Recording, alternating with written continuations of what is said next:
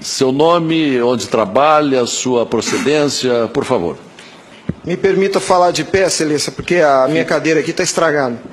Bom, esse é outro problema. Eu sou Felipe Marcelo Gimenez, eu sou procurador do Estado de Mato Grosso do Sul, minha OAB é MS 7580, estou aqui representando a Associação Pátria Brasil. E não é propriamente uma pergunta, excelência, eu quero usar uma expressão lá da tua terra. Nós somos advogados, o senhor é advogado, eu sou advogado, e quando esses cientistas falam da tecnologia da informação, nós ficamos mais perdidos que Cusco em procissão. Essa é uma frase muito dita lá. Pois é. Acontece que o nosso povo vem sendo enganado por essa máquina, essa arapuca, porque sempre que olhamos para o problema, tentamos enxergá-lo através da tecnologia. E, na verdade, excelência, nós temos que olhar para essa máquina com a luz da lei. Antes da ferramenta, deve prevalecer a ordem jurídica. A ferramenta deve servir a ordem jurídica e não o inverso, excelência. Nós estamos vivendo uma inversão, onde a ordem jurídica é posta de joelhos diante da ferramenta. Por falar em colocar de joelhos, a conduta do ministro Gilmar Mendes em protelar por 2 anos o cumprimento dessa lei deu motivo ao impeachment, ao pedido de impeachment. E eu vou mais além. Me parece que, na verdade, a conduta dele configura o crime de prevaricação, porque se omitir na obrigação do ofício é prevaricação. O que está acontecendo aqui, excelência? Um dos pilares da República está sendo quebrado. Nossa democracia e a cidadania desse povo está sendo violada, desrespeitada. No entanto, eu quero lembrar aqui uma frase de Billy Graham, um homem que dedicou 99 anos da vida para o bem do próximo. Ele dizia: a coragem é contagiosa, e o senhor está vendo aqui só alguns dos corajosos que se levantaram. Há uma onda gigantesca sendo levantada nesse país, um tsunami que vem em direção a Brasília. Os cidadãos estão indignados. O Tribunal Superior Eleitoral não pode recusar o cumprimento à lei. Se fosse uma ordem judicial, o senhor, excelência, não teria o direito de cumpri-la parceladamente. É uma lei, não tem vício de forma, nem de iniciativa, nem de conteúdo. Vou ao ponto. Fala-se muito da máquina, eu quero falar do ato jurídico. O senhor, como advogado, entende bem desse assunto. Somente o exercício do voto é secreto para garantir ao cidadão a liberdade de escolha. O ato seguinte, porque o processo eleitoral é feito de etapas, o ato seguinte é um ato administrativo. A contagem de um voto é um ato administrativo e se submete a um requisito de validade sob pena de ser nulo, que é o princípio da publicidade. Qualquer ato administrativo deve ser público.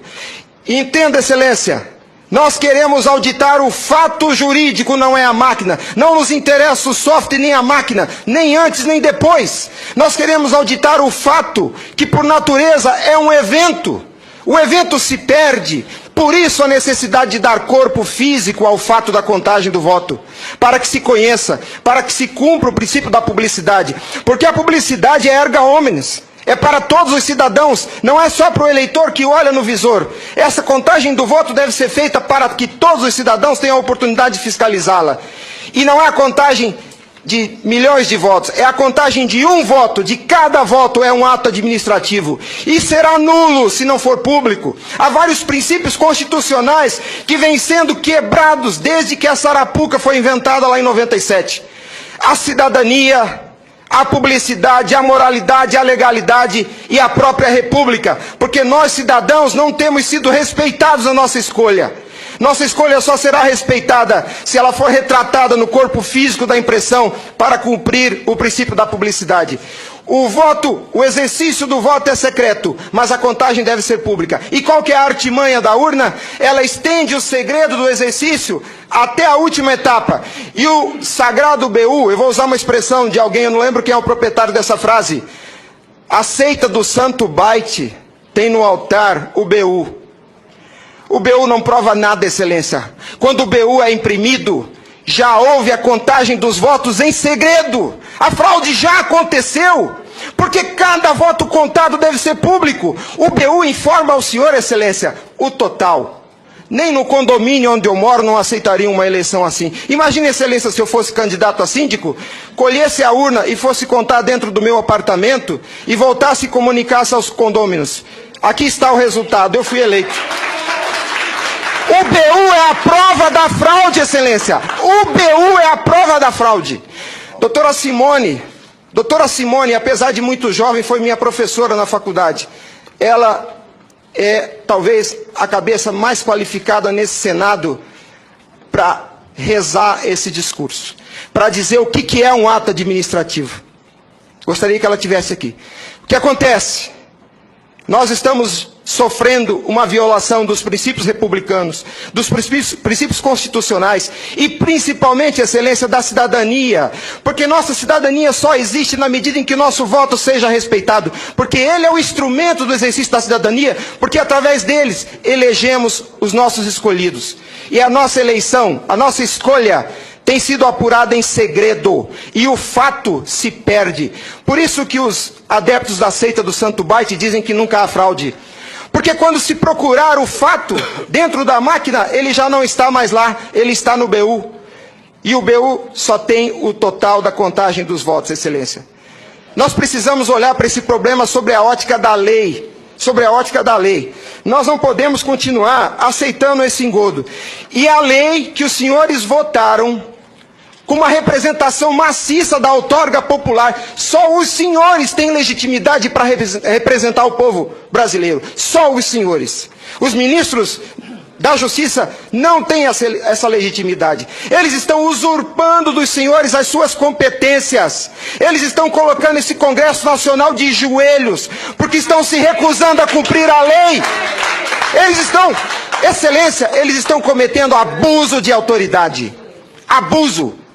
Porque essa lei que os senhores votaram com 71% do Congresso Nacional, a derrubada do veto teve um peso de outorga popular maior do que as emendas à Constituição. 71% do Congresso Nacional disse, em nome do povo, será impresso o voto. E a lei, excelência, não tem discricionariedade. A lei não permite fracionamento. Fracionar o cumprimento da lei é um abuso, é uma violação, é uma teratologia. Não há possibilidade de se fracionar o cumprimento da lei. Imagine o senhor, se o senhor fosse sujeito passivo de uma ordem de Gilmar Mendes, se ele aceitaria ouvir do senhor o seguinte: ministro, eu vou cumprir sua ordem, um pouquinho a cada ano. Até 2050, Gilmar Mendes, eu termino de cumprir a sua ordem. Imagina que ele aceitasse isso do senhor. A lei não tem discricionariedade. Não é possível cumpri-la pela metade. Em resumo é isso, excelência. E por fim, o direito dos senhores, a sua autoridade como representantes do povo está sendo vilipendiada. E por quem? Vou dizer mais. Não é por juízes.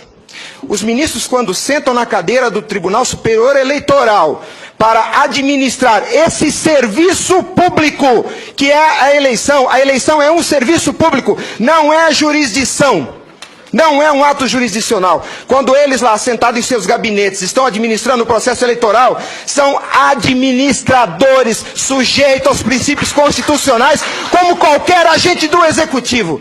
A hibridez da justiça eleitoral tem confundido o povo. Mas a competência se dá, a função se dá em razão do cargo, não do indivíduo. Quando eles estão se desincumbindo do processo eleitoral, estão executando ato administrativo, não são juízes. E vejam o absurdo, excelência, um administrador público que por acaso usa toga, se arvoca o poder de desrespeitar a lei que os senhores votaram. Nossa república está à beira do abismo. Se os senhores não se colocarem em pé e defenderem a sua legitimidade da outorga e aceitarem esse abuso de autoridade, acabou a república, excelência. Acabou a cidadania. Então nós somos escravos. Nós seremos escravos se a nossa escolha e a lei que os senhores votaram não for respeitada. Obrigado.